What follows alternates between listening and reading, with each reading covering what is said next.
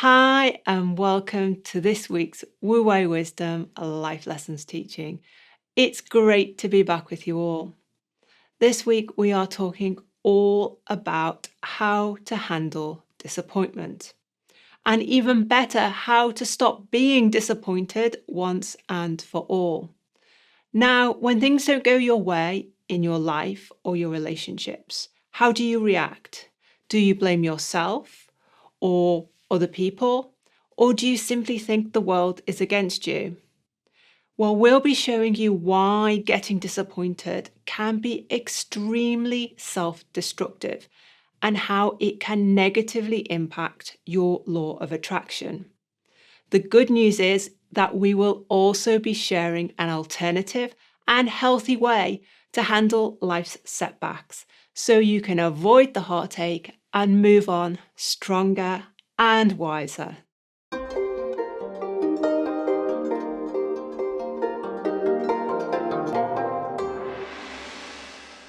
Okay, David, so let's go back to basics. What is disappointment in the Wu Wei Wisdom teaching? Well, that's the key. Yeah. That's the key.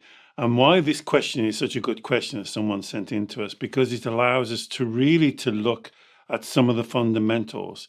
So, what do you believe that disappointment is? I believe it's a description of an emotional feeling. And this, for my clients, is where they get confused. They will class themselves as a disappointed person, or they will see disappointment as self-criticism. But if you start at the beginning of this teaching, do you believe that disappointment is a description of an emotional feeling, a red light feeling? Yeah. So I think if I say I'm feeling really disappointed with this situation, or really disappointed with myself, or I'm feeling really disappointed with this person, I'm describing a kind of yucky, sinking, uncomfortable feeling within myself. Okay. So if you can make that distinction, as Alex has just done and showed you and role played, then it goes back to the fundamental teaching. Do you believe that you are the creator of your emotions, not the victim? And here's the problem, because when you keep on going, I'm disappointed, I'm always disappointed, you almost become the victim of your own emotional feelings. So you have to go back to the core. Do you believe that every emotional feeling that you experience in your body, you have created through what you think and what you believe? But I would think that a lot of people would say, well, that person has really disappointed me, or I'm really disappointed in this situation.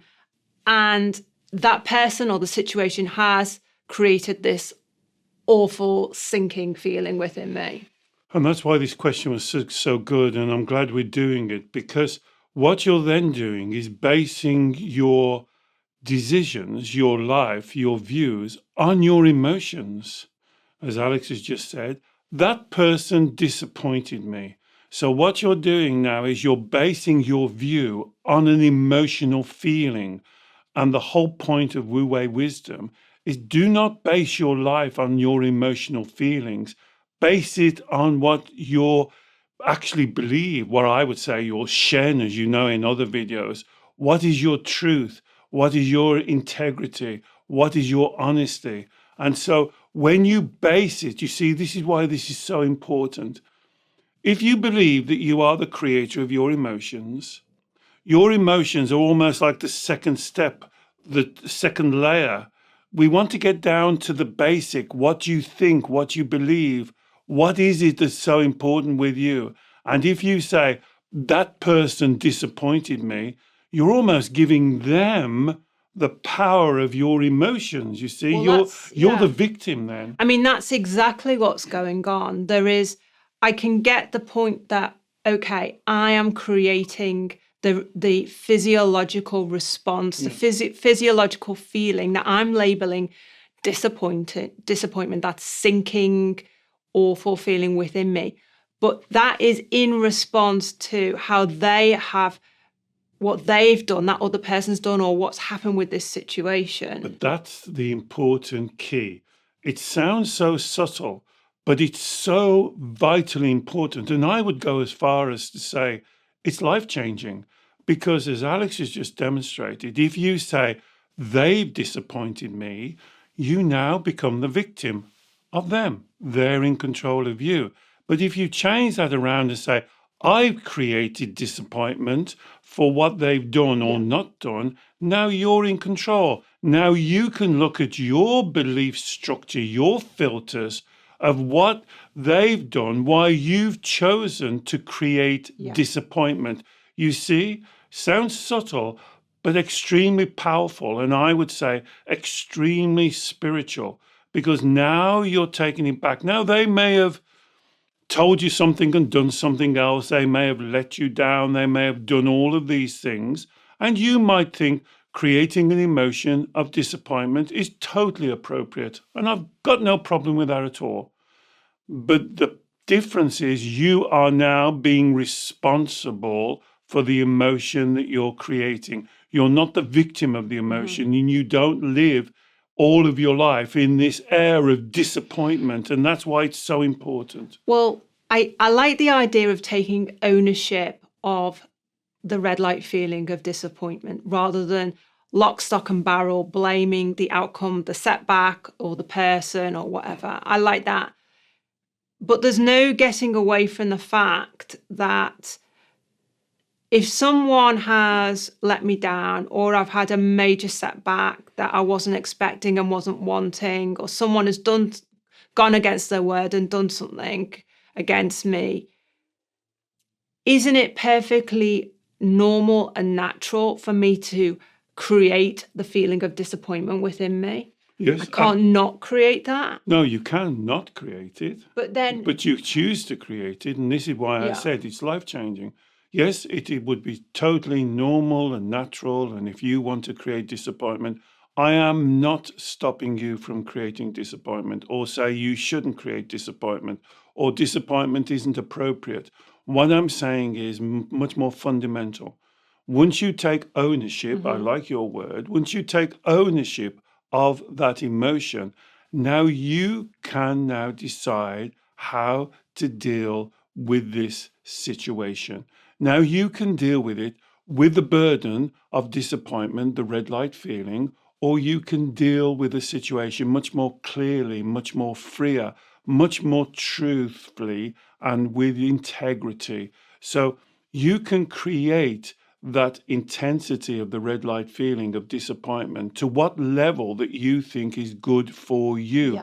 Because once you do this, you stop being the victim. So let me repeat so I'm clear. I'm not saying do not create disappointment, the feeling of disappointment. I am not even saying feelings are bad. I'm saying that you create them to the level that you think is helpful. And as Alex says into her introductory, most of my clients will live in this emotion of disappointment, of failing, of thinking everything and everyone is against them. And then that inhibits them dealing with real life situations that they encounter. I think, David, from what you said there, in my mind, I have a visualization. I'm now going to take ownership for creating this red light feeling of disappointment. And it's perfectly okay if I want to choose to create that feeling in response to a setback with a person, a setback with a situation, things not turning out how I want them to be. I also like the idea of it's almost like I am now in control. It's almost like I've got control of the dial on this emotion, this red light emotion. It's useful to have the red light emotion to experience it, I think, because it tells me that something is not right. Something is not right with how this situation is. Something is not right with this person. So it kind of raises my attention. Something needs to be looked at here. But in the meantime, I have control of the dial of disappointment.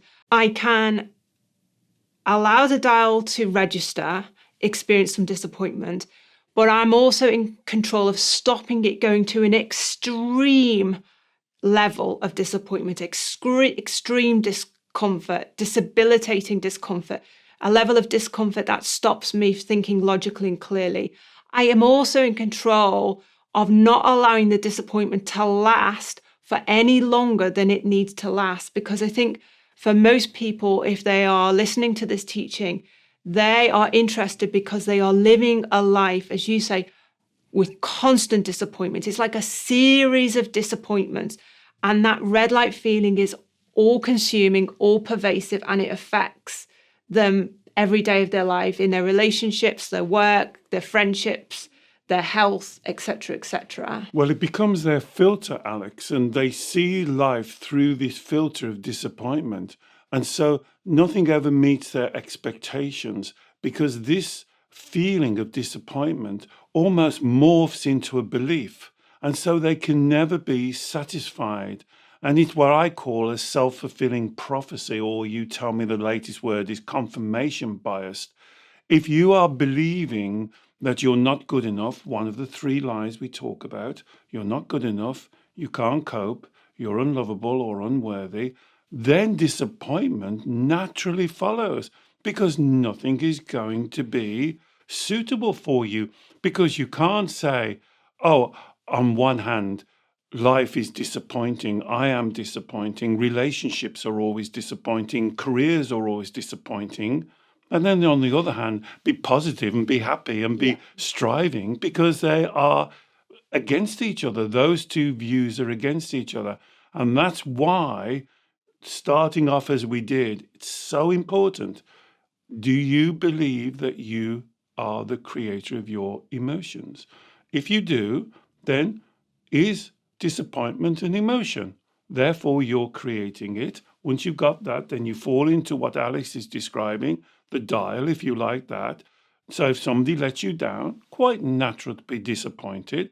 But I would want you to stand up tall, wipe yourself down and say, right, now, how do I get through this problem?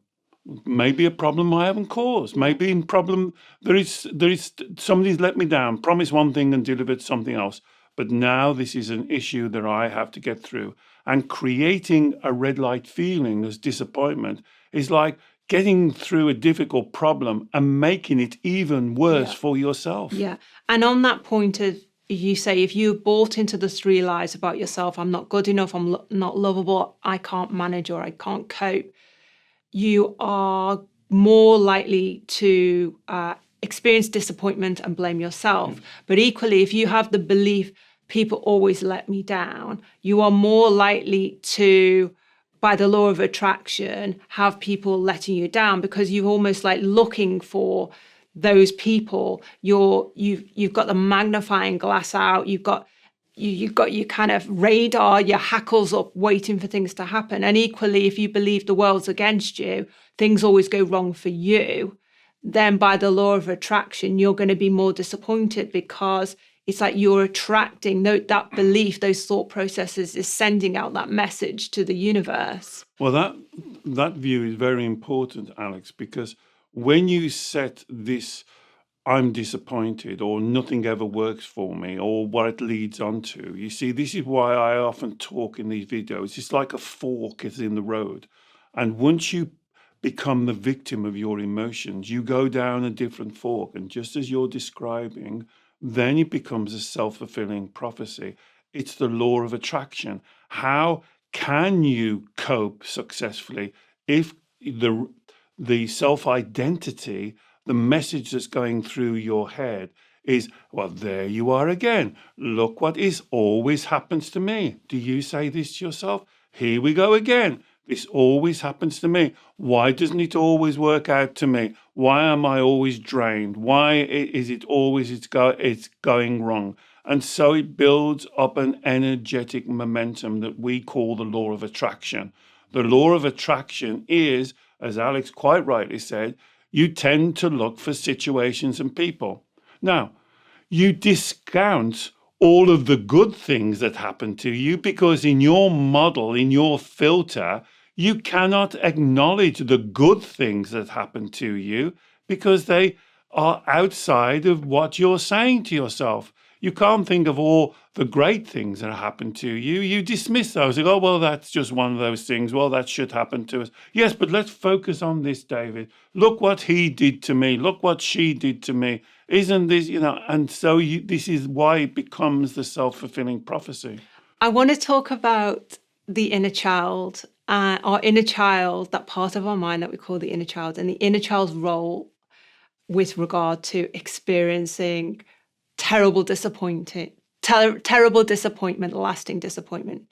Now, for me, if I let my inner child run wild and get overexcited about something, so we're not talking about the inner child being super, super negative, having a downer on people or having a downer on ourselves.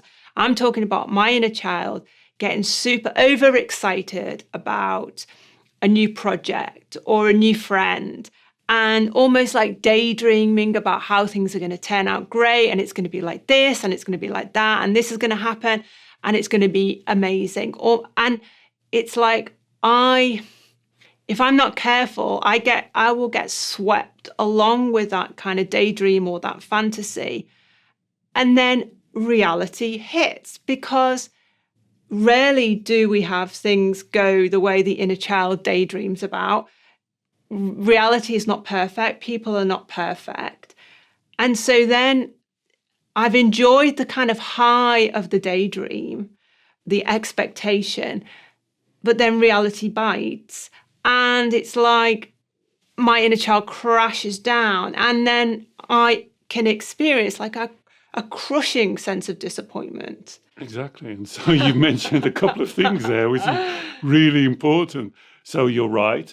The part of the mind that we call the inner child, and we've done many videos in the archives of the inner child, but you may call it your ego or your emotional mind.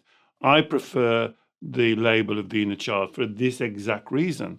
So the inner child is fantastic at daydreaming, of having high expectations, of wanting things the way that they believe that they should be. Here's the part of your mind that I call the inner child, very much like a child.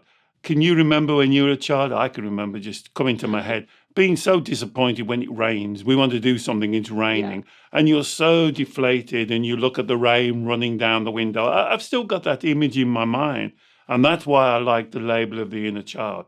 So now the inner child is playing what you've just described is the pendulum. Yeah. So the inner child now makes up all, this project is wonderful. Oh, this lady I've just met, she's going to be fantastic. Oh, she's so wonderful. And then, as you say, when we hit reality, then the pendulum swings right over to the other side. Remember, one of the characteristics of your inner child is this extreme, swinging from one extreme to the other, having these high expectations about everything should work out the way that they believe is right and good. I call it utopian or Disney World, where everybody's happy, everybody agrees, everybody rubs along together, there's no disagreement, as long as they're agreeing with you, of course, as long as they're following your pattern. And then, of course, that doesn't happen, because that's not reality. And instead of swinging into wu-wei and finding a way to deal with that, the inner child swings right to the opposite side and goes, it's not fair. It's not fair. Have you got physical children? It's not fair, mummy. It's not fair. And as I always say in these videos, when you hear your child, your inner child, or a physical child saying, it's not fair, what they're actually saying, it's not the way I want it to be. And that's what the child says. So you're absolutely right, Alex. It's a characteristic of our inner child. I call it the godmother of wishful thinking. The inner child is fantastic at creating the illusion. Wouldn't it be fantastic? Wouldn't this be great? This job's going to be wonderful. This relationship's going to be great. I'm going to go onto this diet. I'm going to lose all this stuff. Whatever it is, the inner child at the first beginning will start with this wishful thinking, and then at the first hurdle, it will then use emotion, disappointment, to swing you right to the other side. And that's why we're trying to teach you, is to live not from the basis of your emotions. Don't make your emotional self, the emotions, your authentic self. Make your spirituality your authentic self. Live from the reality of who you are. You're already awesome. You don't have to live in this super fantastic world of wishful thinking where everything works out great. But David, my inner child is saying, yeah, but that's so boring. It's like, are you saying that I've just got to have zero expectations, zero dreams, zero hopes in order to ever avoid being disappointed again? No, I'm saying the opposite. So if I was speaking to little Alex, I would be saying, it is far more exciting, my darling, to live from your spirituality. It's far more exciting to live from truth, honesty, and integrity. It's far more exciting to build from a real solid foundation of rock instead of building your life on sand, which gets washed away when the next tide comes in. It's far more exciting, sweetheart, to be in control of your life rather than being a victim, rather than being like a victim to other people's whims and situations. And I would want to convince little Alex that this is a far more sustaining and exciting life. So that's why it's a life lesson. Yeah. So that's I think my inner child's like trying to interpret what you've said there. And I think she is saying, she's like intrigued by that. She likes the idea of being in control because the inner child wants to be in control. She likes the idea of not passing responsibility to other people or not depending on other people to play their part. So I guess she's asking, so is the message then, make sure that you are in control of your happiness and that your happiness should not depend on your expectations of this friend or this partner or this job or this project working out, and that actually you shouldn't put all your eggs in one basket. And also you said you should keep them with you. You shouldn't hand over the eggs, the happiness eggs, to other people. That it should be you that's creating the happiness and the satisfaction. So if I was doing this work with you and little Alex, I would want to go a little bit more profound than that. And I would be saying, sweetheart, you create a happiness. Yeah. Other people do not create your happiness.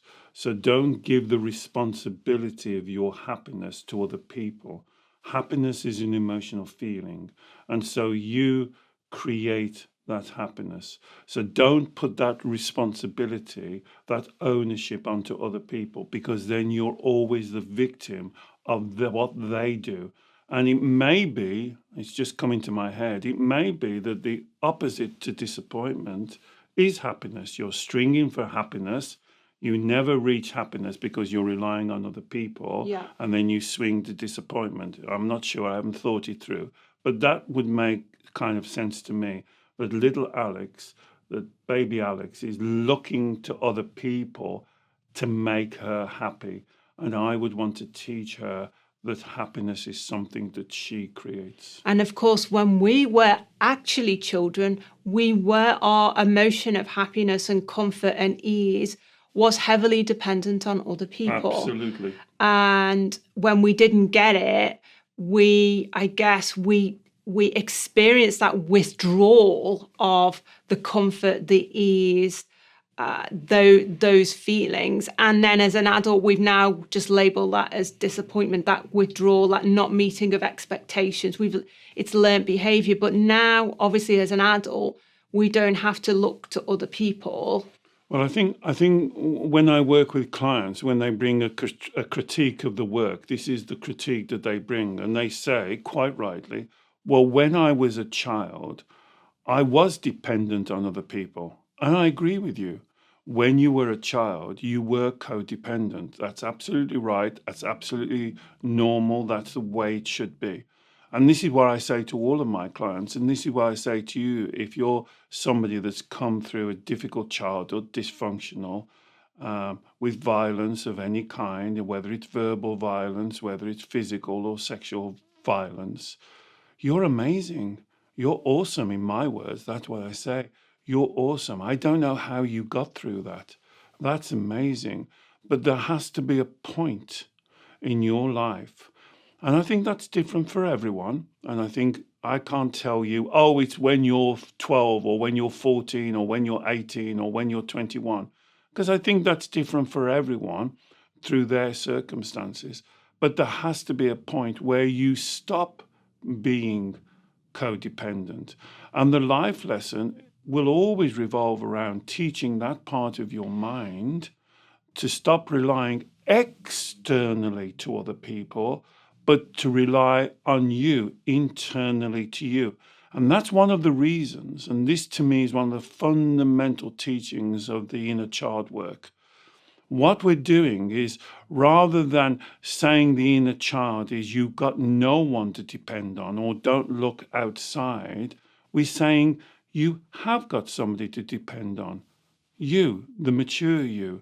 That's why I like the idea of the spiritual parent and the spiritual child. Rather than looking to other people to create happiness, as Alex said, you should be looking to you, to the mature you. So you're looking internally, not externally. And that has to be the change. As Alex quite said, when you were a child, it's normal, natural, that's what you should have done. You were looking to your parents or your guardians, and they couldn't do it for whatever reason. You muddled through fantastically. But now, if you keep looking in the same way outside, you'll always be disappointed because you'll always create that emotion. It will never quite reach what you want. I think the final thing I want to ask you, David, is I totally get the point you made that if we allow ourselves to follow unrestricted, follow the inner child's daydreams, the inner child's fantasies, with massive, crazy expectations of positive outcomes, that's not going to work. That's not going to work. And we will create heavy disappointment because of that. How do we find the middle ground because it's important to have expectations. Yeah. Say if we have a partner, we're entering into a relationship. Yeah. Quite rightly, we should have expectations, we should have boundaries, we should have all those things. Because if we don't, we're going to be a complete doormat. We can't. No. How do we find that middle ground, that healthy, authentic, what you would call wu wei, in terms of expectations? Say, for example, in relationship or with a partner. Yes, so I think the most important thing for that, Alex, is what we teach on every video. You do not base your life, the foundation of your life cannot be on your emotions, on your physiological feelings. Because if you do base your life, your decision making, who you are, your identity, whatever you want to call it, on your emotions, you are entering the pendulum. You should be basing it on what I would call Shen or spirituality. But if you're uncomfortable with those type of words, I would replace it with truth, honesty, and integrity.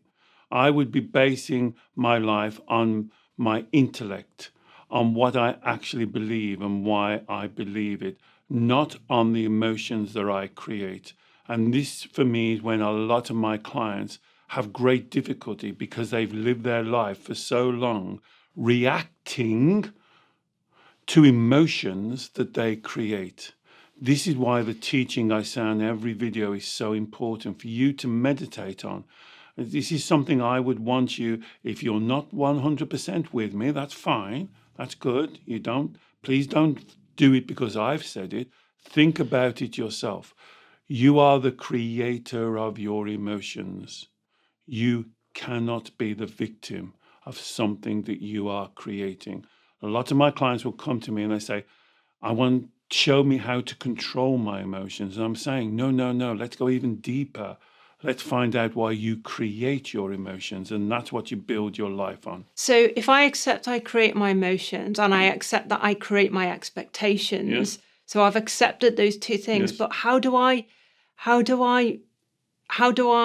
get to a point where I know my expectations are reasonable, not fantasies, not too much, not too little, just healthy and appropriate? So that's when I would call Shen, and the definition of Shen is truth, honesty, and integrity. So, So your expectations, your journey, your what I would call intention is based on truth, honesty, and integrity. What you believe that you can achieve in reality. okay. So it's like doing a reality check. Yes, if you want to use So that word. on the situation, on the project, on the person, On the relationship. on the relationship. And Yes. how do we do that reality check though, David? If we've never done it before, if we've allowed our emotions to control us, if we've allowed ourselves to get extremely disappointed, if we've allowed ourselves to daydream and fantasize, we now realize this has not worked. How do we do the reality check to know that the expectations are in that sweet spot? That's such a great question. And this is why I think the Wu Wei model is so powerful. Because first of all, you do not do it externally with other people. You do it with yourself. You treat yourself better than other people have treated you. You are absolutely authentic, truthful, and have integrity with yourself. And as I said a couple of videos ago, lots of my clients are unsure what I mean by integrity. The best way now I'm teaching integrity, I used to say walk the walk and talk the talk, and most people kind of nodded and didn't understand. I'm going to go back to the pendulum. Think about the opposite of integrity: hypocrisy, being a hypocrite. So that's what integrity means. Do not be a hypocrite. What you say is what you do. So you do not have these fanciful ideas. Oh my goodness, this relationship will never go wrong. They're going to love me for the rest of my life. We're never going to hit a problem. Everything's going to, well, that doesn't even make sense, does it? In reality, you know that a relationship is not going to be that way. Oh, this job, it's the job of my dreams. I'm never going to meet a bad boss. I'm never going to have a bad colleague. Every project I get, I'm going to know how to do. That's ridiculous. You've swung to the other side. So work from integrity, work from what you know, and then you'll be able to address things in a more realistic way. And as Alex said, don't start at the top. Start with yourself for the next month. Try and be honest. Even something as simple in your self-talk. That self-talk that chats away. Take control of that. That's what I would say would be the first step. Make that self-talk realistic, honest, have integrity. Yeah. Don't say one thing and then go and do something else, because that's what confuses. Because as you said in your introduction, one of the biggest things that I get with my clients is disappointment with themselves. When we do the golden thread, it's like, well, I want to be perfect. Well, that's hypocritical. You can't be perfect. There's no, and I say, do you believe in perfection? And they go, well, not really. Well, it's a hypocritical. You've just gone into it. Because it's a dual belief. You believe that you should be perfect, but actually you know that perfection doesn't exist. And you wouldn't expect other people necessarily to be perfect as you're wanting yourself to be. Well, our little test. Yeah. Would you tell that to your physical child? If your child come home from school and she said, look, Mummy, Daddy, I've worked hard and I've got 8 out of 10. And you go, oh my God, you're joking, 8 out of 10. You should be perfect. You wouldn't say that to your physical child. Then why are you saying it to you? Lack of integrity, hypocrisy, dual belief system. That's what we call it in our model. So don't worry about how this pans out. Start with yourself. Be right. Here's something else. I'm a failure. Well, why are you a failure? Well, I get things wrong. I don't meet my own expectations. Hypocrisy. You're setting expectations you don't meet. And that's the dual belief system of hypocrisy. So to answer your question directly, don't start with the external. Start with yourself. This is why this model is so powerful. Have that integrity for yourself, just quietly for the next few weeks. Start a diary if you like writing. Do meditation if you like. For me, it's meditation. You like writing. Find a way where every day, for 5 minutes, 10 minutes, that's all I'm asking. You see, you've got enough time to create wishful thinking.